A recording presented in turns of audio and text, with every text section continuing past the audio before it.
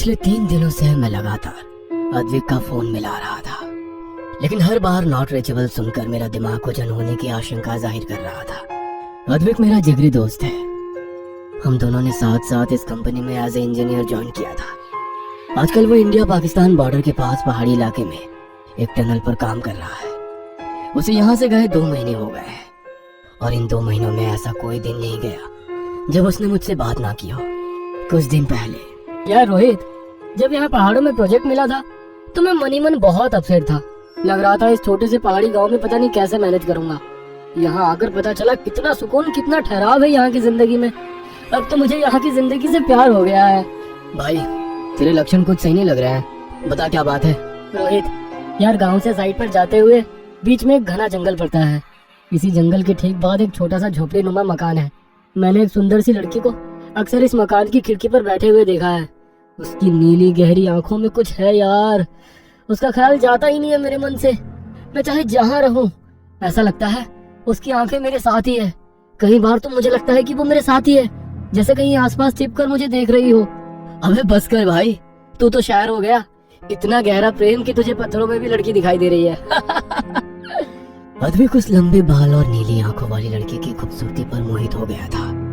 एक दिन उसके घर के सामने से गुजरते समय लड़की ने अद्विक को आवाज लगाकर अपने पास बुलाया। बाबूजी, बाबूजी। हेलो, मेरा नाम अद्विक है। तुम्हारा नाम क्या है? मेरा नाम रूपल है। मेरा इस दुनिया में कोई नहीं है, बस यहाँ बैठकर राह देखती रहती हूँ। शायद कभी कोई आए जिसे मैं अपना कह सकूँ। अच्छा, एक बात पूछ सकता हूँ? तुम रोज मुझे यहाँ बैठकर देखती हो, क्या तुम मुझे पसंद करती हो? आप तो मुझे एक नजर में ही भाग गए थे, लेकिन मेरे जैसी गांव की अनाथ लड़की को आप क्यों पसंद करोगे? तुम मुझे बहुत पसंद हो। मैं तो कभी सपने में भी नहीं सोच सकता कि तुम्हारी जैसी परी जितनी सुंदर लड़की मुझसे प्यार करेगी। अद्विक और रूपल रोज ढेरों बातें करते और फिर अद्विक रात को मुझे रूपल के बारे में बताता। ऐसे ही दिन बीतते जा रहे थे। अरे भाई, थक गया तेरी रूपल की तारीफ सुनते हुए। एक फोटो ही भेज दे उसकी, मैं भी तो देखूं तेरी परी को। अरे यार, वो बहुत शर्मीली है, फोटो खींचने ही नहीं देती है। उसे ये सब पसंद नहीं है। अच्छा सुन, कल मैं शादी कर रहा हूँ। 15 दिनों में प्रोजेक्ट का काम भी खत्म हो रहा है। फिर मुंबई में जोरदार पार्टी करेंगे। भाई, ये लड़की मिल गई तो दोस्त को भूल गया। अकेले अकेले कौन शादी करता है यार। तू कहे तो मैं पहुंच जाता हूँ कल।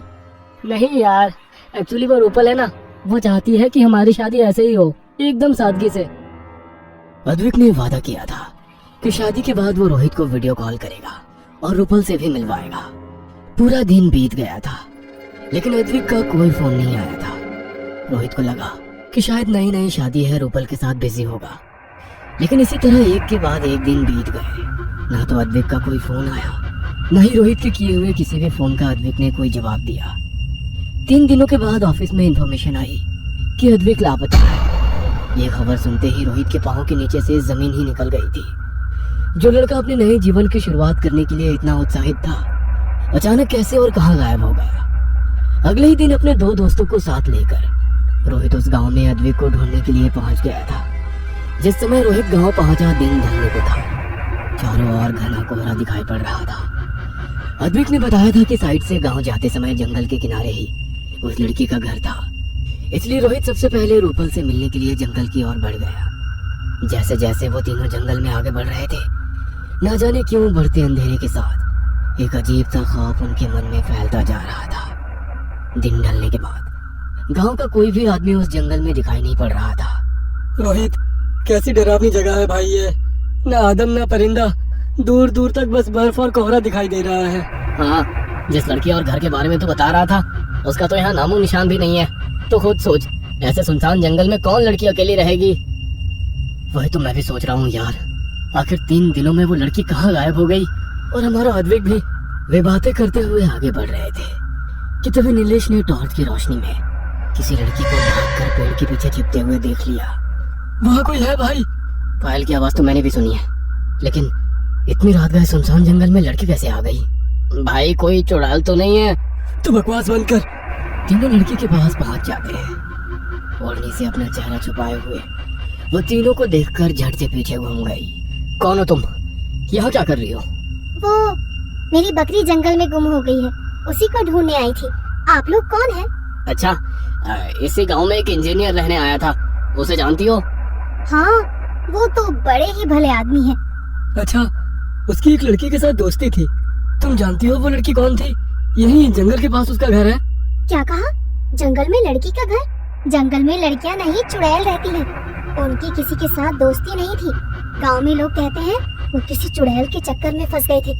कई लोगों ने उन्हें समझाया लेकिन वो किसी की सुनते ही नहीं थे। अकेले में बड़बड़ाते रहते थे। रात को जंगल में भटका करते थे। क्या बात कर रही हो? तो क्या रूपल नाम की कोई लड़की है ही नहीं? तो फिर अद्वैत कहाँ चला गया? जरूर आपके दोस्त अद्वैत को वो पिछली पैरी अपने साथ ले गई है। अब बस एक ही उपाय है, आप लोग मेरे साथ चलिए। हमारे पहाड़ों में ऐसा पहले भी हुआ है। सुंदर नौजवान लड़के उनका सबसे पसंदीदा शिकार होते हैं। अब तो बस बिरजू बाबा ही उस पिछली पैरी से आपके दोस्त की रक्षा कर सकते हैं। हाँ, अगर ऐसा है तो हमें बिल्कुल भी देर नहीं करनी चाहिए। कहीं ऐसा ना हो कि हम अद्वैत से हाथ धो बैठे। हमें उन बाबा के पास ले चलो। नहीं नहीं बाबूजी, रात गहरी है। ऐसे में अगर किसी ने मुझे आपके साथ देख लिया तो बहुत बदनामी होगी। मैं कल सुबह आपको लेकर चलती हूँ। रोहित ने महसूस किया कि बात करते हुए वो लड़की बार बार आंचल से अपना चेहरा ढक रही है और डर कर इधर उधर देख रही है। देखो, घबराओ मत, हम लोग अच्छे लोग हैं, मुसीबत के मारे हैं। शायद तुम्हारी मदद से किसी की जान बच सकती है। हमें अभी उन बाबा के पास ले चलो। रोहित की बात सुनकर लड़की कुछ पल के लिए रुकी, इधर उधर देखा और फिर इशारे से उन तीनों को घने जंगल की ओर आने को कहने लगी। अपनी पायल और काली चूड़ियों को छमछम करती वो आगे आगे चलने लगी। वे तीनों भी उसके पीछे पीछे चल रहे थे। कुछ दूर जाने के बाद उन्हें सामने एक घर दिखाई दिया। पहले लड़की ने उस घर में प्रवेश किया। उसके बाद एक एक करके रोहित, नीलेश और सुंदर भी अंदर आ गए। अंदर आते ही लड़की के चीखने की आवाज सुनाई दी। मुझे बचाओ बाबूजी, बाबूजी मुझे बचाइए। इससे पहले कि वे तीनों कुछ समझ पाते, तेज आवाज के साथ दरवाजा बंद हो गया। गहरी काली रात में सुनसान जंगल के बीचों बीच बने इस घर में उनकी सांसों के अलावा कोई आवाज सुनाई नहीं दे रही थी। बाहर से भेड़ियों और सियारों के रोने की आवाज सुनकर उनकी आत्मा भय से कांप रही थी। रोहित ने टॉर्च से कमरे में रोशनी की और वे धीरे धीरे उस घर में आगे बढ़ने लगे। ये देखो, ये अद्वैत का मोबाइल है ना? इसका मतलब अद्वैत यहाँ आया था, लेकिन वो लड़की कहाँ गई? वे तीनों सोच ही रहे थे कि अचानक सुंदर की नजर जमीन पर बेहोश पड़े अद्वैत पर पड़ी। ये रहा अद्वैत। यहाँ तो हर तरफ खून फैला हुआ है। ओह गॉड, इसे हुआ क्या? अंदर से किसी के गुनगुनाने की आवाज आ रही है। ऐसा लग रहा है कोई मंत्र पढ़ रहा हो। टॉर्च ऑन करके तीनों अंदर के कमरे में पहुंचते हैं। वहाँ फर्श पर खून से पैरों के उल्टे निशान बने हुए थे और सामने एक भयानक शक्ल वाली चुड़ैल बैठी कोई मंत्र पढ़ रही थी। उन तीनों को देख वो उठ खड़ी हुई और जोर जोर से हंसने लगी। पहनावे से पता चल रहा था कि ये वही लड़की है जो उन्हें यहाँ लेकर आई थी। उसके लंबे बाल उसके चेहरे को पूरी तरह से ढके हुए थे। बालों के बीच से उसकी लाल लाल खून की तरह चमकती आंखें दिखाई पड़ रही थी। देखते ही देखते वह चुड़ैल लंबाई में बढ़ने लगी। उसका सर अब मकान की छत को स्पर्श कर रहा था।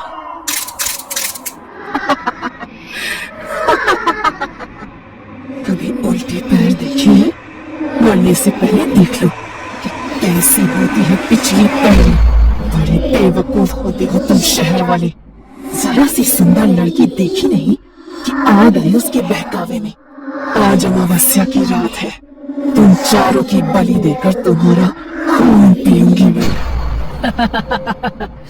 तुम्हें क्या लगता है तुम मुझे यहाँ लेकर आई हो? मैं तो तुम्हें देखकर ही समझ गया था कि तुम ही हो जवान लड़कों का शिकार करने वाली पिछल पैरी। फिर भी अपने शक को पुख्ता करने के लिए मैंने तुम्हारे साथ चलते समय पीछे मुड़कर तुम्हारे पैरों के निशान देखे जो उल्टे थे। अब तो मुझे पक्का यकीन हो गया था कि तुम एक चुड़ैल हो।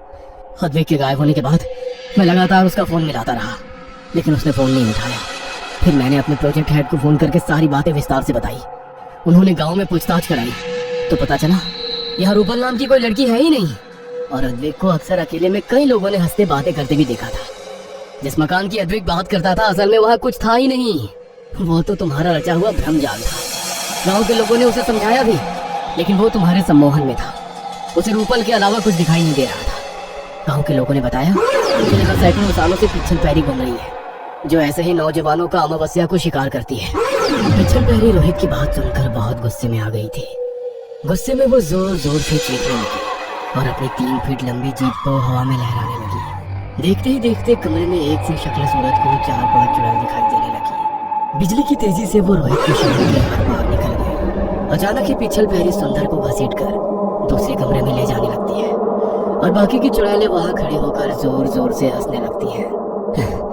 ये सब भ्रम है, असली चुड़ैल सुंदर को अंदर ले गई है। बाबा ने बताया था खून पीते समय ही त्रिशूल घोंपने से उसका अंत हो सकता है। रोहित दौड़ते हुए अंदर वाले कमरे में गया। वहां पर पिछल पैरी अपने पहने नाखूनों से उसकी गर्दन को चीर चुकी थी और अपने दांत गड़ाकर उसका खून पी रही थी। रोहित ने आओ देखा न था, बजरंग बली का नाम लेकर वो त्रिशूल की कमर में घोंप दिया। एक तेज चीख के साथ पिछल पैरी के साथ साथ उसके सारे रूप जलकर भस्म हो गए। रोहित और नीलेश ने सहारा देकर सुंदर और अद्विक को उस घर से बाहर निकाला। अद्विक की हालत बहुत खराब थी। थोड़े इलाज के बाद सुंदर और अद्विक सामान्य हो गए। कहते हैं कि अद्विक को आज भी कई बार रात को अपने घर के बाहर कोई काले कपड़ों वाली स्त्री छिपकर उसे घूरती दिखाई देती है। Yeah.